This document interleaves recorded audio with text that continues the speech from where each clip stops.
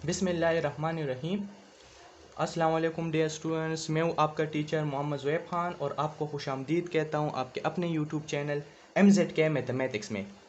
Pre calculus की इस series में आज हम पढ़ेंगे कौन से टॉपिक के बारे में, इनइक्वलिटीज़ के बारे में। तो इंतहाई आसान टॉपिक है और इम्पोर्टेंट भी है, MCQs के पॉइंट ऑफ व्यू से भी बहुत इंपॉर्टेंट है। अक्सर MCQs में इससे कोई ना कोई क्वेश्चन ज़रूर आता है, ठीक है। तो चले स्टार्ट करते हैं। क्या कह रहे कि an inequality says that one expression is greater than or equal to less than or equal to in other. Inequality किसे कहते हैं? देखिए, इससे पहले हमने इक्वेशन के बारे में पढ़ा था ना। तो इक्वेशन तो आपको जानते हैं कि लेफ्ट हैंड साइड पे कोई एक्सप्रेशन होगा, राइट हैंड साइड पे एक्सप्रेशन होगा, दरमियान में इक्वल का सिंबल यूज़ किया जाता है कि लेफ्ट हैंड साइड का एक्सप्रेशन ये बराबर है राइट हैंड साइड के। अब इनइक्वलिटी में क्या होता है कि अगर एक एक्सप्रेशन दूसरे के एक्सप्रेशन के बराबर ना हो, इक्वल ना हो, तो फिर चार पॉसिबिलिटीज़ हो सकती है कि या तो वो ग्रेटर देन होगा, या greater than or equal to होगा, या लेस देन होगा, या less than or equal to होगा, ठीक है ना। तो ये चार पॉसिबिलिटी आ जाती है। तो इसी को हम फिर क्या कहते हैं? इनइक्वलिटीज़ कहते हैं। कि ये लेफ्ट हैंड साइड का जो एक्सप्रेशन है, यहाँ पर कोई एक्सप्रेशन होगा, यहाँ पर भी कोई एक्सप्रेशन होगा, ठीक है ना। अगर एक एक्सप्रेशन किसी दूसरे एक्सप्रेशन से या ग्रेटर देन हो, greater than or equal to हो, लेस देन या less than or equal to हो, तो इसको हम क्या कहते हैं? इनइक्वलिटी कहते हैं, ठीक है। तो जहाँ पर भी आपको ये सिंबल आ जाए, ये चारों में से एक, तो वो फिर इनइक्वलिटीज़ कहलाते हैं, ठीक है।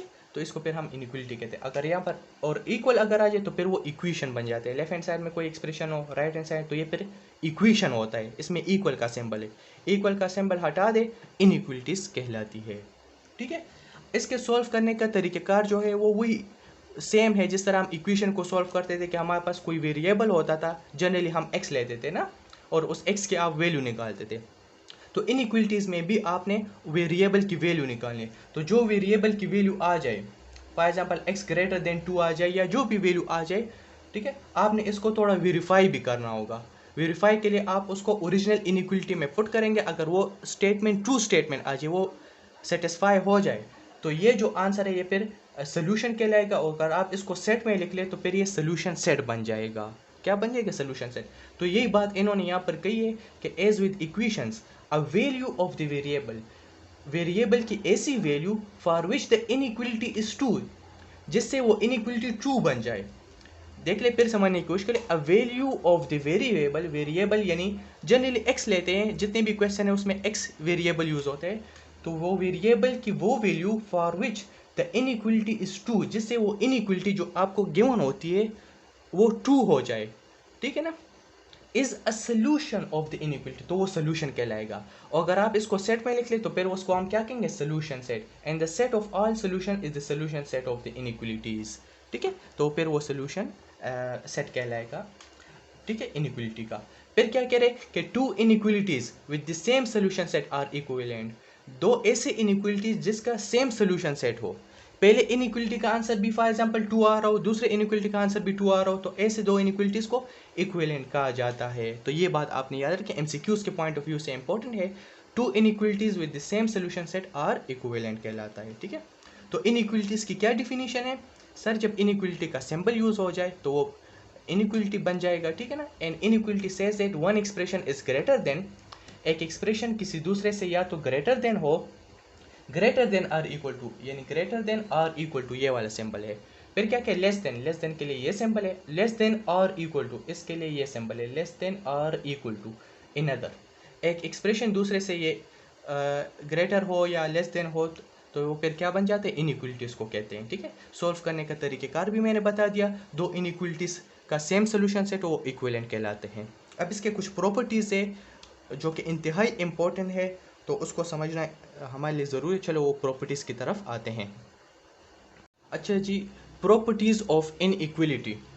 Late A B and C represent real numbers. हमारे पास तीन कोई रियल नंबर से, तो फर्स्ट नंबर प्रॉपर्टी क्या कह रही है? If A less than B, अगर कोई नंबर दूसरे नंबर से कम हो, ए लेस देन बी हो, then A plus B also less than B plus C.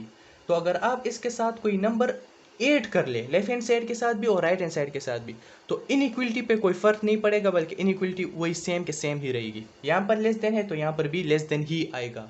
तो ये बात बताई गई है। फॉर एग्जाम्पल मैं कहता हूँ कि 2 लेस देन 5 है, 2 जो है ये 5 से लेस है, ठीक है ना। अब मैं इसके साथ कोई c ऐड करता हूँ, c से मुराद कोई दूसरा रियल नंबर ऐड करता हूँ। फॉर एग्जांपल मैं इसके साथ 3 ऐड करता हूँ, ठीक है।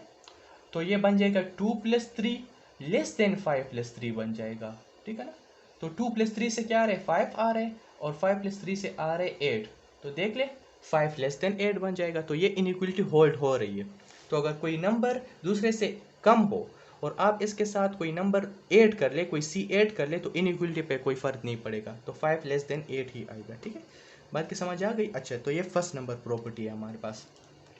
अच्छा जी, और सेकंड नंबर प्रॉपर्टी क्या कह रहे हैं वो भी मैं चलो यहाँ पर लिख देता हूँ। Property number 2, property number 2, second number property हमें ये कह रही है कि इफ़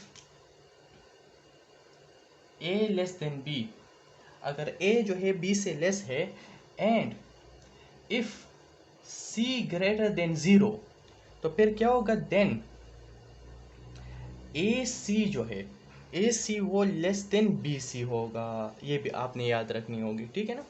अगर A लेस देन B है और आप कोई ऐसा नंबर ले ले जो कि पॉजिटिव नंबर हो, C ग्रेटर देन 0 से मतलब है कि कोई पॉजिटिव नंबर आप ले ले और इनके साथ मल्टीप्लाई कर ले, तो मल्टीप्लाई करने के बावजूद भी इनइक्वलिटी कोई फ़र्क नहीं पड़ेगा।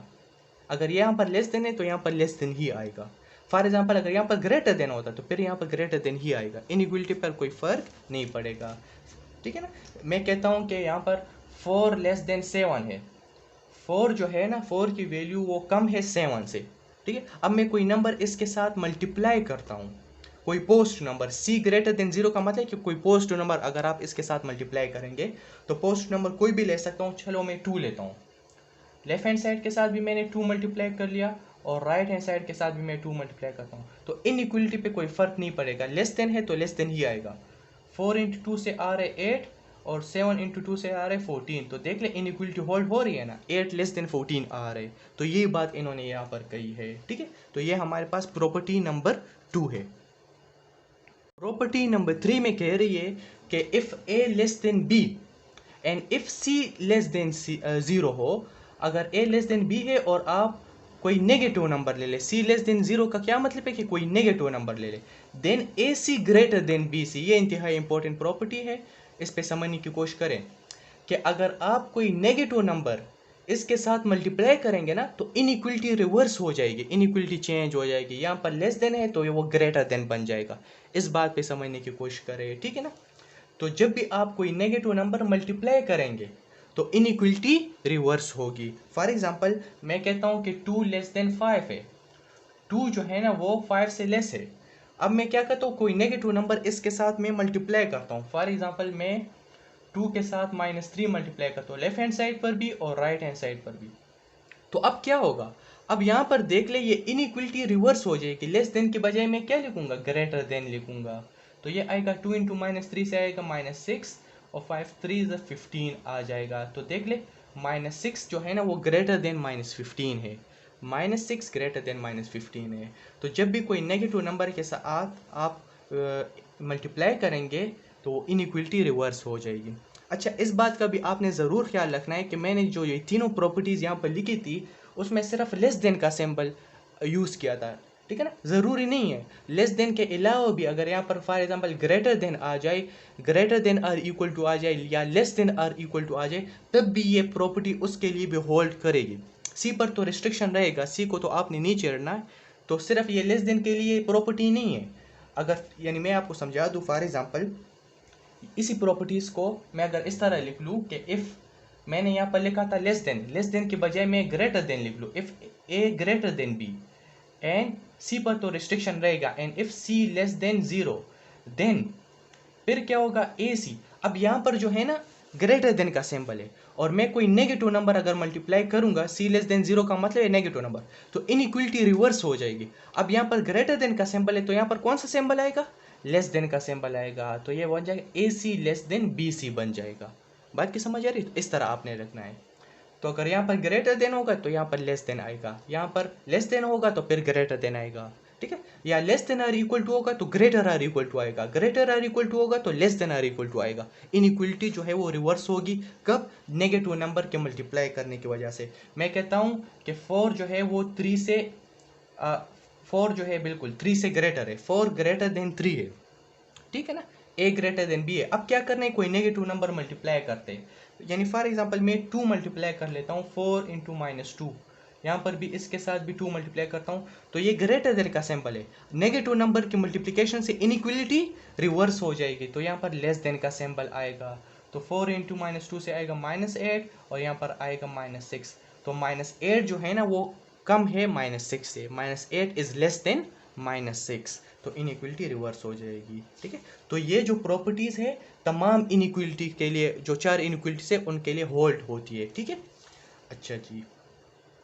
अच्छा जी, इंतहाई इंपॉर्टेंट नोट है, कह रहे कि मल्टीप्लिकेशन में be replaced by division in properties 2 and 3। 2 और 3 प्रॉपर्टी में हमने क्या किया था कि जो सी नंबर हमने लिया था वो मल्टीप्लाई किया था, ठीक है ना। तो कह रहे कि अगर आप सी पर वो वैल्यू जो है ना इनइक्वलिटी डिवाइड भी कर ले तो फिर भी ये जो है प्रॉपर्टी होल्ड होगी, ठीक है ना।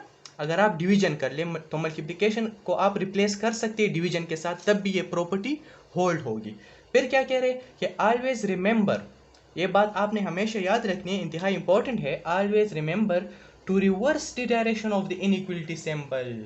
टू रिवर्स द डायरेक्शन, अगर आप इनइक्वलिटी सिंबल की डायरेक्शन को रिवर्स करना चाहते हैं, यानी लेस देन है उससे ग्रेटर देन बनाना चाहते हैं, ग्रेटर देन है लेस देन बनाना चाहते हैं, ग्रेटर आर इक्वल टू से less than or equal to बनाना चाहते हैं, यानी रिवर्स करना चाहते हैं, when multiplying or dividing by a negative number. जब भी आप किसी नेगेटिव नंबर के साथ या मल्टीप्लाई कर ले या डिवाइड कर ले तो इनइक्वलिटी रिवर्स हो जाएगी, इनइक्वलिटी का जो सिंबल है वो रिवर्स हो जाएगा, तो ये बात आपने याद रखनी है, ठीक है ना। तो फॉर एग्जांपल समझने की कोशिश करें, मेरे यहाँ पर है कि 2 लेस देन 4 है, 2 की वैल्यू जो है वो कम है 4 से, 2 लेस देन 4 है। अगर मैं किसी नेगेटिव नंबर के साथ डिवाइड करता हूँ, मल्टीप्लाई तो हम कर चुके हैं ना, अभी प्रॉपर्टी में मल्टीप्लाई किया था, तो नेगेटिव नंबर के साथ अगर मल्टीप्लाई करेंगे इनइक्वलिटी रिवर्स होगी। अगर मैं डिवाइड करता हूँ नेगेटिव नंबर के साथ, फिर देखते हैं कि क्या होगा। तो अगर मैं इसको 2 पे डिवाइड करता हूँ, डिवाइडिंग 2 ऑन बोथ साइड कर ले तो सॉरी -2 पे, 2 डिवाइड बाई -2 और 4 डिवाइड बाई -2, तो नेगेटिव नंबर के साथ अगर आप डिवाइड भी करेंगे ना, तो इन्होंने क्या कहा कि अगर dividing by negative number the direction of inequality will be reverse, तो रिवर्स हो जाएगी। तो ये लेस देन सिंबल है, तो ये क्या बन जाएगा, ग्रेटर देन बन जाएगा। देख लें, 2 के साथ कैंसिल होगा, 2 इस 4 के साथ कैंसिल होगा, तो इससे आएगा -1 विच इज़ ग्रेटर देन -2, -1 की वैल्यू ग्रेटर देन -2। बात की समझ आ रही है। तो अगर आप नेगेटिव नंबर के साथ डिवाइड करेंगे या मल्टीप्लाई करेंगे तो इनइक्वलिटी जो है वो क्या होगी, वो रिवर्स हो जाएगी, ठीक है। तो मैं उम्मीद करता हूँ कि आपको आज के लेक्चर की कंप्लीट समझ आ गई होगी। आज हमने इनइक्वलिटीज़ के बारे में पढ़ा और कुछ इंपॉर्टेंट प्रॉपर्टीज़ पढ़ी।